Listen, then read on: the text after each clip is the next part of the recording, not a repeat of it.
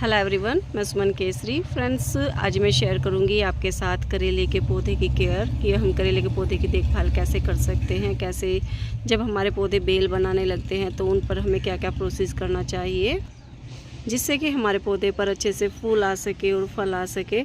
तो फ्रेंड्स, जब हमारे पौधे बेल बनाने लगते हैं तो इनका जो है हमें बहुत ही अच्छे से ध्यान रखना पड़ता है। इनकी जो बेल होती है उनको आप ऊपर की साइड चढ़ाएं। जैसे कि मैंने यहाँ पर एक लकड़ी का सहारा दिया हुआ है अपनी बेल को, और ऊपर की साइड मैंने यहाँ पर तार बांधा हुआ है, आप देख सकते हो। तो तार पर मेरी जो बेल है तो वो ऊपर की साइड जा रही है। तो फ्रेंड्स, सबसे पहले तो आप इसी बात का ध्यान रखें कि जब आपके पौधे बेल बनाने लगते हैं इस तरीके से, जैसे मेरे पौधे ने यहाँ पर बेल बनाई हुई है और ग्रोथ भी आप देख सकते हो कितनी अच्छे से इनकी ग्रोथ चल रही है। तो आपको ये ध्यान देना चाहिए कि आप अपने पौधे की बेल कैसे फैलाएंगे, कहाँ पर फैलाएंगे। तो सबसे पहले आप इस बात का ध्यान रखें, जितनी आप इसको सपोर्ट दोगे उतने ही फास्ट ग्रो आपका पौधा होगा। अगर आपका पौधा नीचे की साइड झुका हुआ हो गया या आपने इसको कोई सपोर्ट नहीं दी तो आपका पौधा अच्छे से ग्रोथ नहीं कर पाएगा और अच्छे से ना ही ये चलेगा। तो आप इस बात का ध्यान बिल्कुल रखें, अपने पौधे को सपोर्ट दें। जब आपका पौधा छोटा ही रहता है और पहली बार ही बेल निकालता है तो तब से ही उसको सपोर्ट देनी आप स्टार्ट कर दें, जिससे कि आपका पौधा धीरे धीरे ऊपर की साइड चलता रहे और अच्छे से ग्रोथ करता रहे और बढ़ता रहे।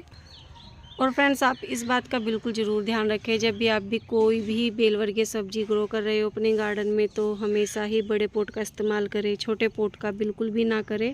अगर आपको अपने पौधों से बम्पर वो फ्रूटिंग चाहिए और वेजिटेबल्स चाहिए तो आप जो है बड़े पॉट का ही इस्तेमाल करें। तो यहाँ पर मेरा कोई बीज डल गया होगा फ्रेंड्स, तो अभी आप देख सकते हो ये अभी निकल रहा है और इनकी बेल जो है काफ़ी बड़ी हो चुकी है। तो आप बड़े पॉट का ही इस्तेमाल करें फ्रेंड्स, जब भी आप कोई भी बेल वर्गीय सब्जी लगाते हो। उससे ही आपको अपनी छत पर अच्छे से वेजिटेबल्स हार्वेस्टिंग के लिए मिलेगी, वरना आपको छोटे पॉट में कोई भी हार्वेस्टिंग के लिए सब्जी नहीं मिलेगी। एक दो बार मिल जाएगी और फिर वो बंद हो जाएगी, वो सब्जियां उस पर नहीं आएंगी। तो आप इस बात का ज़रूर ध्यान रखें। और फ्रेंड्स, अब बात करते हैं अपने करेले के पौधे में हम कौन सा खाद डालें, कैसे डालें। तो इसकी भी अभी आवश्यकता ज़रूर है, क्योंकि अब हमारे पौधे जो हैं फूल बनाने लगे हैं, और जब भी हमारे फूल जो बनते हैं बेलों पर तो हमें जो है इनमें न्यूट्रिशन की कमी पड़ती रहती है। तो अब ये हमारे पौधे जो हैं फूल बनाने लगे हैं, तो अब हमें इसमें कोई भी फर्टिलाइज़र देना बहुत ही ज़रूरी है। तो आप कोई भी फर्टिलाइज़र अपने पौधे को दे सकते हो, जैसे कि इसमें सबसे पहले क्या आप गोबर का खाद डाल सकते हो। गोबर खाद हमारी वेजिटेबल्स के लिए बहुत ही अच्छी खाद होती है। तो आप अपने पॉट की नुलाई गुड़ाई करके गोबर खाद ज़रूर डालें, और इसमें आप डीएपी खाद डाल सकते हो। डीएपी खाद के कुछ दाने लेकर अपनी जो हमारी बेल होती है तो बेल की कुछ दूरी पर आप डाल सकते हो। तो जब भी आप कोई भी खाद डालते हो फ्रेंड्स, अपने पौधे की जड़ से थोड़ा दूरी पर डालें, जड़ पर जो है बिल्कुल भी ना डालें। तो आप थोड़ी सी दूरी लेकर आप कोई भी खाद डाल सकते हो, जैसे कि गोबर खाद, डीएपी खाद। आप लीव्स की जो खाद बनाते हो वो भी डाल सकते हो, वर्मी कंपोस्ट डाल सकते हो। आपके पास जो भी उपलब्ध है वही खाद अपने पौधों के अंदर ज़रूर डालें, क्योंकि फ्रेंड्स जब हमारे पौधे फूल बनाते हैं और फूल जो होते हैं इनके फल में कन्वर्ट होते हैं, तो उस टाइम पर हमें अपने पौधों के अंदर खाद ज़रूर डालना चाहिए, क्योंकि ये वेजिटेबल जो होती है इनको खाद की ज़्यादा आवश्यकता होती है और न्यूट्रिशन की इनको भरपूर मात्रा में आवश्यकता होती है। तो आप इस बात का अच्छे से ध्यान रखें फ्रेंड्स, अपने पौधों में खाद ज़रूर डालें। जब आपके पौधे पर फूल आ जाते हैं तो फूल वो कन्वर्ट अच्छे से हो और अच्छे से हमें हार्वेस्टिंग मिले, तो इसलिए आप अपने पौधों के अंदर फर्टिलाइज़र खाद जरूर डालें। तो फ्रेंड, जैसे कि मैं अपने पोट में यहाँ पर डालूँगी डीएपी खाद, तो थोड़ी सी हल्की फुल्की नुलाई गुड़ाई करनी हमें बहुत ज़रूरी है अपने पोट के अंदर। तो बेल की थोड़ी सी दूरी बनाए रखें।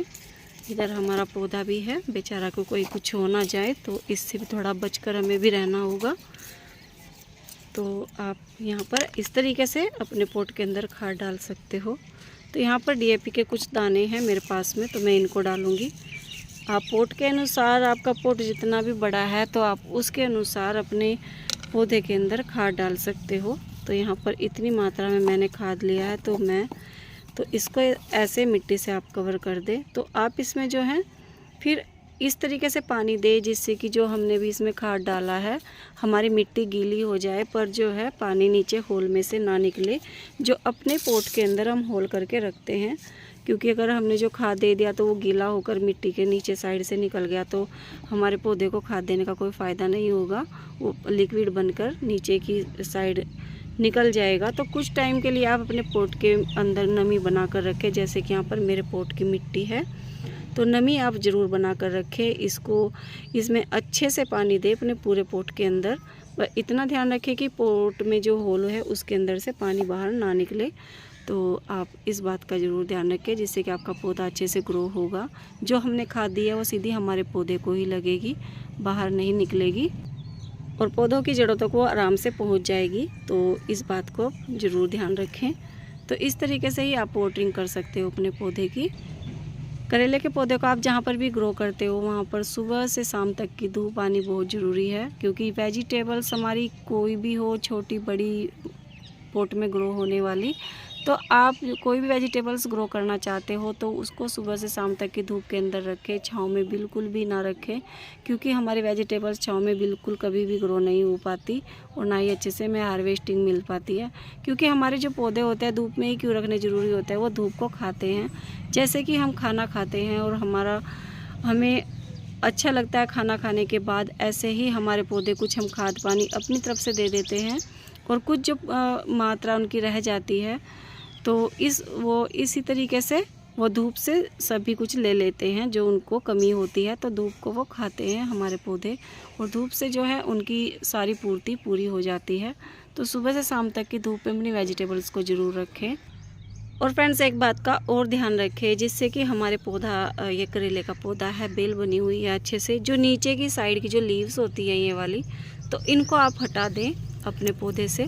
तो इन लीव्स को हटाने का क्या प्रोसीज होता है, अगर हमने जैसे कि यहाँ पर अपने पौधे से ये यहाँ से हटा दी लीव्स कुछ दूरी से, तो हमारे पौधे का जो ये सिस्टम है यहाँ से काफ़ी मोटा होगा और अच्छे से इसके अंदर मजबूती आएगी। जो एनर्जी है वो यहाँ इसी को मिलेगी, इन लीव्स को नहीं मिलेगी। तो ये लीव्स हटानी कुछ दूरी तक, ऐसा नहीं कि आप सारी हटाएं। तो जैसे कि मैंने यहाँ पर हटाई है तो कुछ दूरी तक आप हटा दें नीचे की साइड से। यहाँ पर इसको धूप भी मिलेगी और अच्छे से सारी एनर्जी हमारे पौधे को यहीं पर मिलेगी। तो ये जब मजबूत होगा तो हमारी बेल भी खुद ही मजबूत होती चली जाएगी। तो आप इस हिस्से से सारी लीव्स हटा दें अपने पौधे की। तो मैं इनको यहाँ से इस तरह साइड से भी हटा दूँगी, जो भी मेरे पौधे पर लीव्स हैं। तो इस तरीके से आप ये प्रोसीजर भी अपने पौधों पर कर सकते हो। तो फ्रेंड्स जो मैंने आपको बताई है जानकारी, अगर आप इन जानकारी को फॉलो करते हो तो आपके गार्डन में आपके जो पौधे हैं बहुत ही अच्छे से ग्रोथ करेंगे और बहुत ही अच्छे से आपको हार्वेस्टिंग के लिए सब्जियां आपको देंगे, किचन गार्डनिंग के लिए। तो फ्रेंड्स आज की जानकारी मेरी इतनी ही। तो अगर आपको अच्छी लगी हो तो मुझे कमेंट कर ज़रूर बताना फ्रेंड्स, और लाइक और सब्सक्राइब ज़रूर करना। Okay guys, bye.